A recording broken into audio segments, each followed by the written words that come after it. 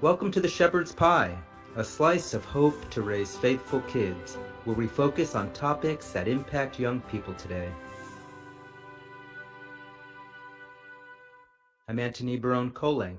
I'm a father of 5 who served in the Air Force for 21 years. I'm now a law professor and a columnist for Practical Homeschooling magazine. I'm also the author of The Harwood Mysteries, an inspirational medieval fiction series for kids aged 10 and up.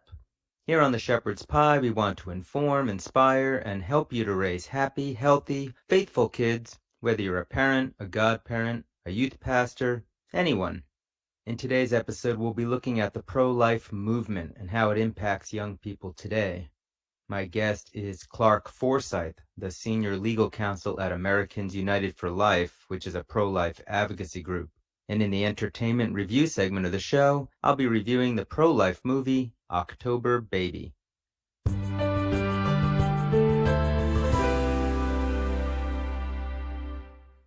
Anyone who's gotten pregnant in the United States of America sometime in the past 50 years has had an essential question presented to them. Should I keep my baby?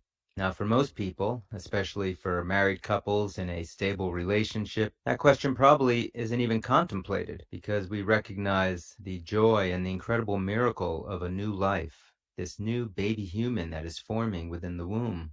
But for some people, especially women who are poor or single or teenagers, that question comes with a terrifying temptation. If I get an abortion, maybe my life can keep going on as before, without change or uncertainty. We know that temptation is a lie. Nobody's life remains unchanged once they've been pregnant, no matter what decision they make.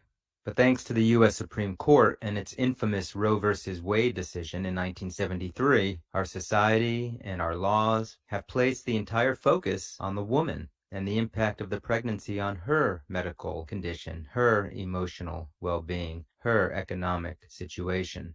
And it is correct that we should be concerned about those things. But our society doesn't focus, for instance, on the father or his rights. And most shockingly, it does not focus on the life of the unborn child within the womb, who literally has everything to lose in the woman's decision, life itself. Now, those of us who know teenagers or who were teenagers faced with this difficult question, we realize just how important it is for young people today to encounter this pro-life issue at an early enough age so they can understand the value of every human life, especially the most vulnerable. In our interview segment today, I speak with Clarke Forsythe, who knows a lot about this issue because he's been in the trenches of the pro-life movement, both as an attorney and as an advocate for over 36 years. We'll talk about why this pro-life question is so important for our youth to encounter today, and Clarke will give us some insights into the current pro-life movement.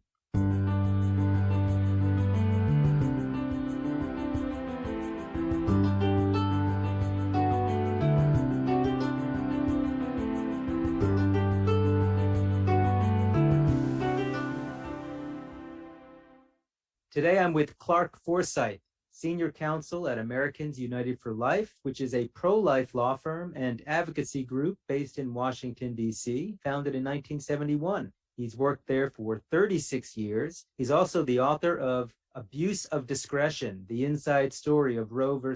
Wade, which was favorably reviewed in the Wall Street Journal, the Chicago Tribune, National Review, and other journals. He's been the co-counsel for parties in 3 United States Supreme Court cases. He's also testified before Congress and state legislatures. Clarke and his wife, Karen, have been married for 39 years, and they have 5 daughters. Clarke, welcome to the show.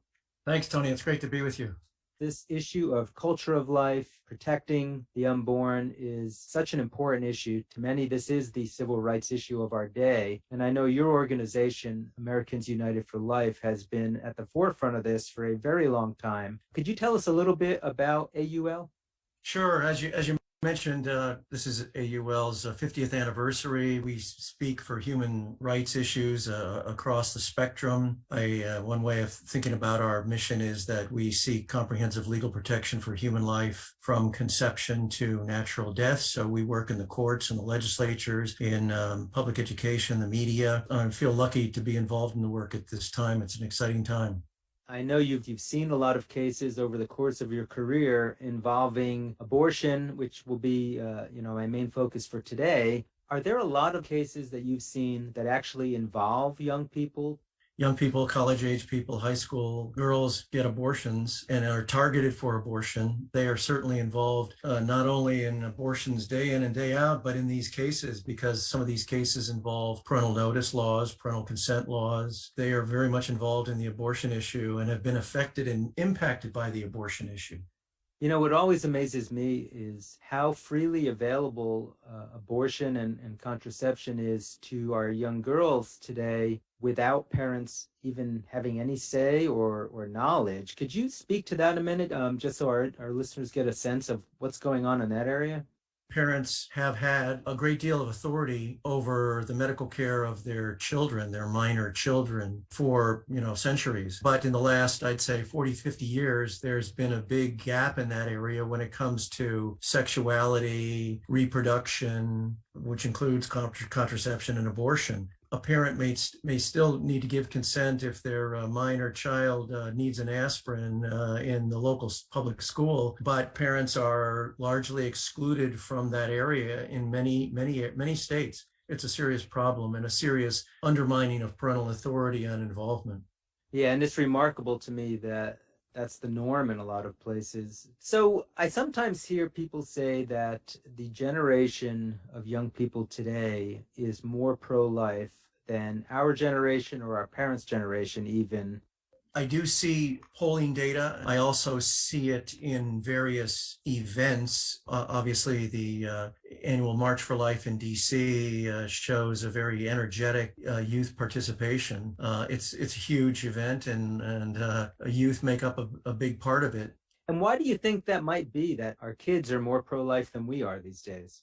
Well, because the baby boomer generation was certainly affected by the sexual revolution of the '60s, and maybe the children or grandchildren of the baby boomers have seen the impact on them and are asking questions about, is that the kind of family I want? Is that the kind of marriage I want? It really gets down to the question of, what is a culture of life? What kind of a society do we want to have, and what kind of a society do we want to be? When I hear you speak about this, it's clear that this is a passion of yours, fighting for these pro-life issues and developing a culture of life. Can you speak a little bit to what brought you into the movement and has led you to stay this long? God has called me to this work because it fits my giftedness, my interests, my passions. And when I was growing up, I probably didn't think about the issue much before the 1980 presidential election, when the abortion issue was an issue in the election. And I was provoked to think about it and wonder about it. After that election, I started law school and quickly learned and realized how badly the court had gone off the rails in the Roe versus Wade decision. And that combination of events and impact on my life really called me to get into the work, and I feel privileged and blessed by it. Yeah, and you mentioned Roe versus Wade. Could you maybe briefly address, why is Roe versus Wade an important case, and why is the court's jurisprudence here something that actually does impact the culture of life in our country? It was a terrible decision, terribly reasoned decision. The seeds of its destruction were there at the outset. The decision has been unsettled and has created a great deal of controversy that continues and, in fact, increases. They said there was a right to abortion in all 50 states for any reason whatsoever, from conception to birth. Because of that decision, because of what the court did, we are one of just 7 nations of 195 around the globe that allow abortion for any reason after 20 weeks. One of 7. China, North Korea, Vietnam, all because of what the court did. And so it made the court the center of abortion politics in the US, which has been terrible for the court and terrible for our politics. And we have a legal heritage protecting life from conception, and the court just upended that abruptly and terribly. There are some who, after President Trump put 3 new conservative justices on the Supreme Court, are hoping that the court might overturn Roe. And none of us have a crystal ball on this, but my understanding is there are a few cases that the court is looking at where that very well might be a possibility. Yes, in fact, the most prominent is a case from Mississippi called the Dobbs case, which is scheduled to be argued before the justices on December 1st. And that's just one of almost 40 cases that are in the lower federal courts. I mean, there's a traffic jam of abortion cases heading to the Supreme Court. So the court is going to have the opportunity to hear the abortion issue many times over the next couple of years. I don't know, and there's, as you said, there's no certainty as to what the court will do in this case, but we have the best court, the best majority on the court since 1973. And we have all these cases in the lower federal courts, which are heading to the court. And so that gives us really the best conditions we've had in 48 years. I'm cautiously optimistic that the court is going to take some steps toward cutting back on Roe versus Wade, if not overruling it. Bringing this back to our youth, talking about abortion can be extremely controversial, especially if you were to bring it up in a school setting. You know, obviously, emotions run high on all ends of this issue. So I'm wondering if this is one of those issues that, because it's so controversial, we should avoid talking about with our youth in youth groups and things like that. What are your thoughts on that? Is this an issue that we should avoid?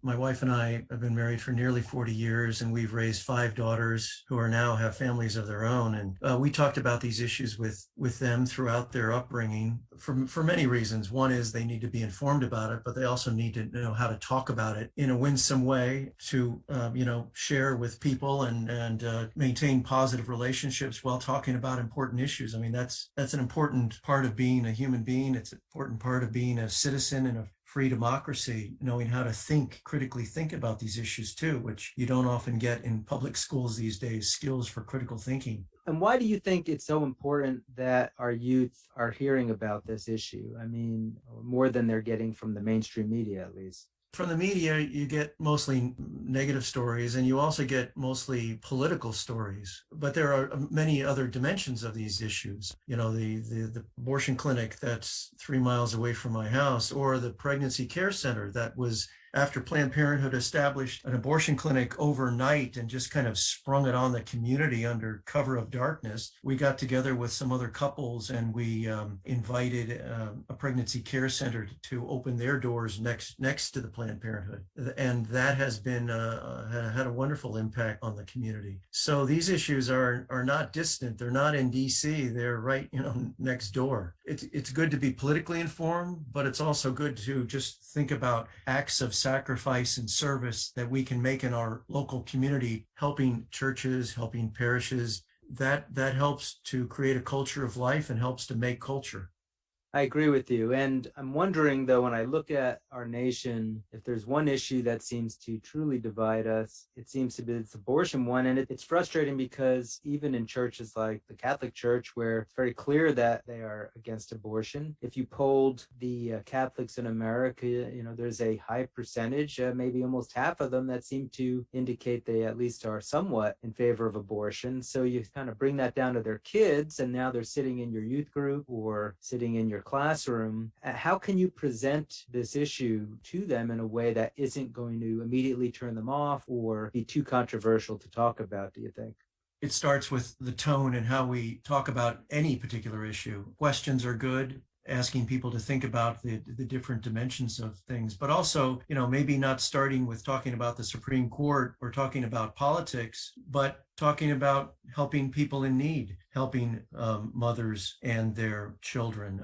Acts of service are disarming to people and will be more attractive to people talking about from that perspective, rather than starting by talking about the most controversial aspects, which is politics and the Supreme Court and legislatures. Many Americans would be attracted to specific acts of service and sacrifice to help women in need and help their children before and after birth. That's a very attractive way to talk about the issue and to actually act on the issue and reach out to people, help people.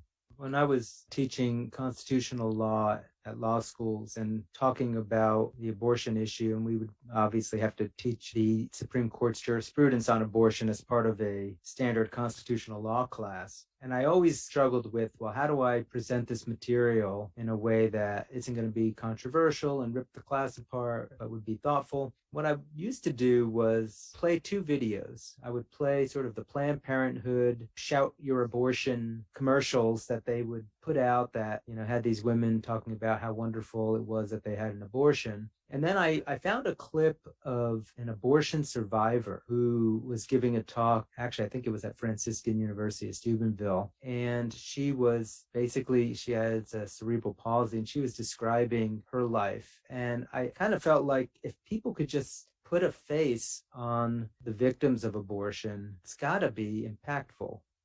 I totally agree. Get beyond the politics or perhaps the abstractions and talk about the people involved. But as you know, as lawyers, we do have to talk about legal issues and reasoning, but that can be done within that positive context that you created. Right. So what might be some tips you might offer to a parent or a teacher in how do we, create a culture of life with our youth, without, lighting the fuse to a controversy? Those personal stories are important, helping to understand that context. I mean, how does someone get involved in an issue like that and then end up before a legislature or end up in a court? The real people are at the heart of these stories, and how they got involved. How did Jane Roe, how did Norma McCorvey come to get involved in a landmark court case, the most kind of controversial ever? That itself is a story about a civic story, a story about how our government works and operates and so forth. But it also is a human story about how Norma got involved. She gave birth to 3 babies, and they've now been interviewed and talked about their lives. So I think the context is important, and coming at it from these many different dimensions, just being able to teach our children how to talk about these issues in a way that's winsome and open to different points of view, and how we deal with different points of view and expecting different points of view. All that is part of, maturing as a young person, and being able to be an effective adult within a family or within a community or within a parish or church. The other thing that I found was very impactful, especially with younger kids, is the stages of fetal development. And there are some companies that make these beautiful little embryos and fetus size, actual size dolls, essentially. And we used to put them out sometimes for our pro-life ministry at the back of the church or something. And you could see with the little kids as they're handling them, you don't have to say anything. You don't have to teach them anything. Just their recognition that this is what is growing inside the woman. At some point, you would think just their natural conscience kicks in.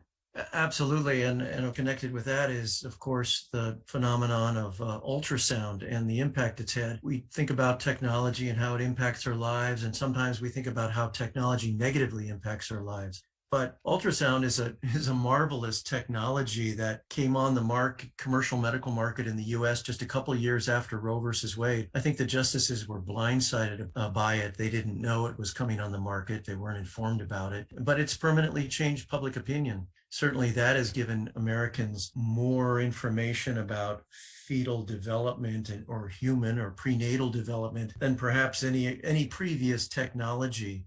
We all know people who have their little ultrasound picture up on their refrigerator and share it. Now we email it around to family and friends as soon as they get it. It's just had a marvelously positive impact and changed how people think about it.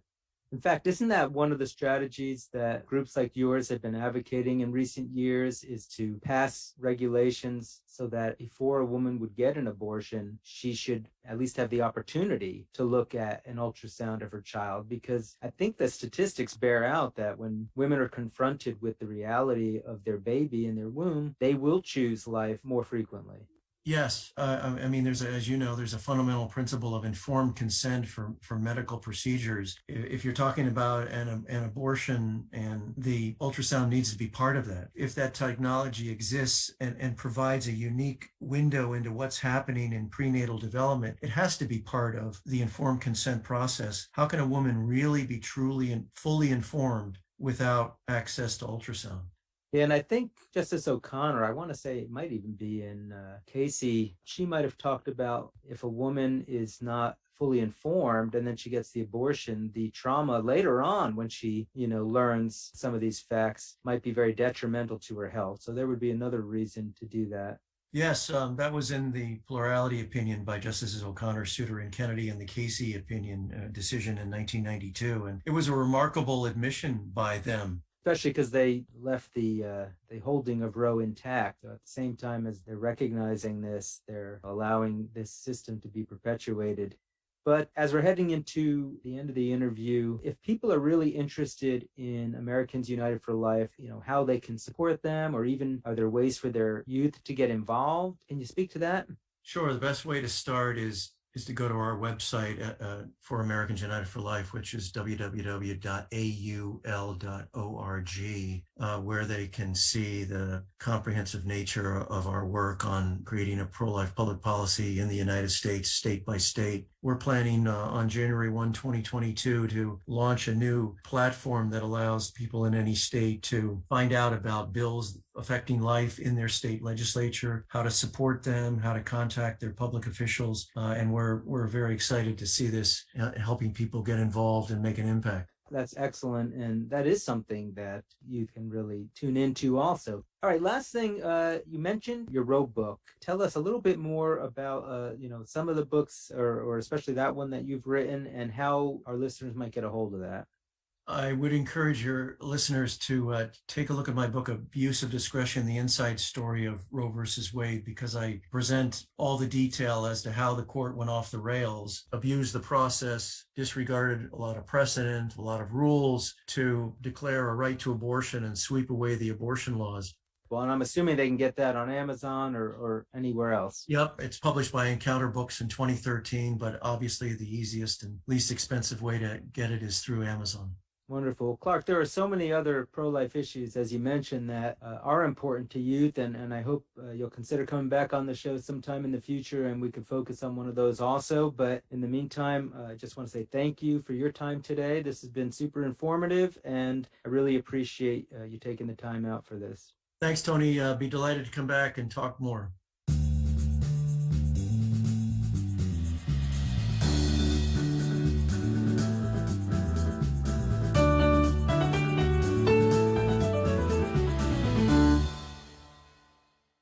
In the entertainment review segment today, I review the movie October Baby.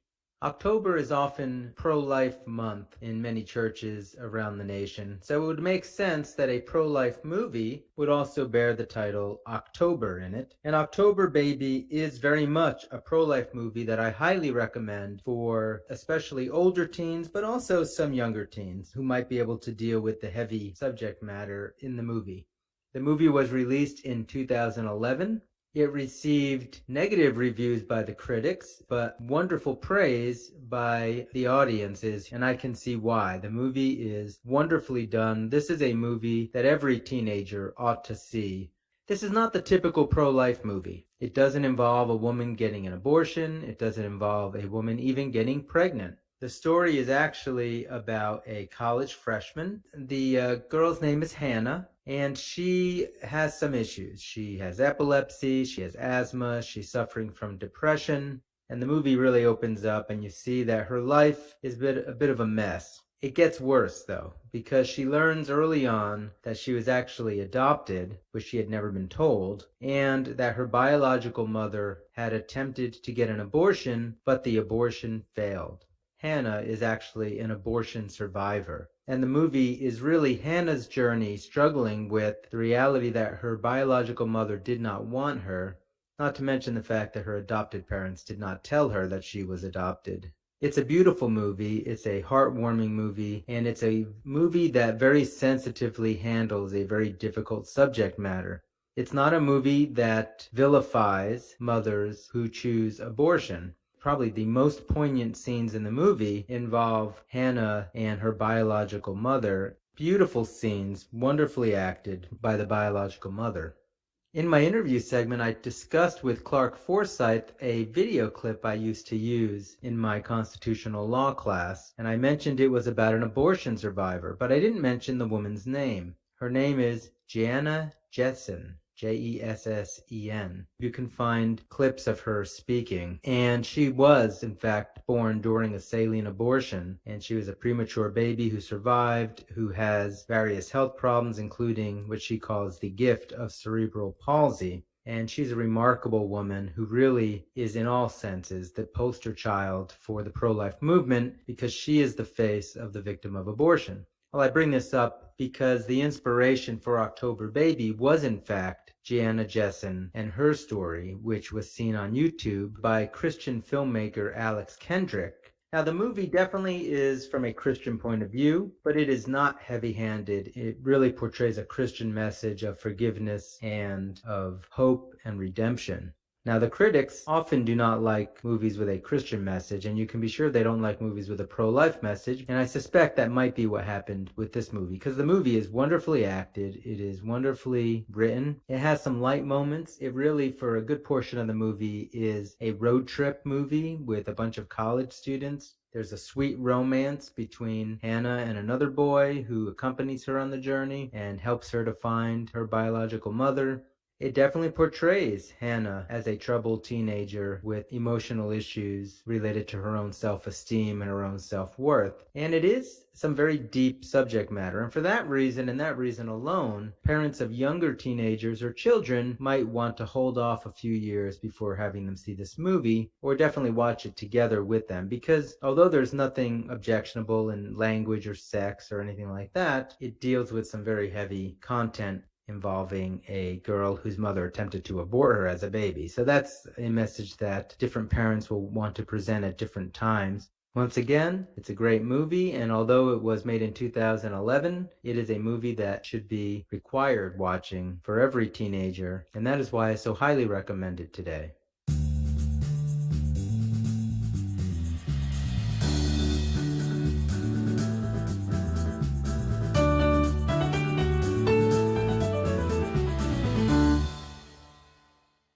That's all the time we have for the show today.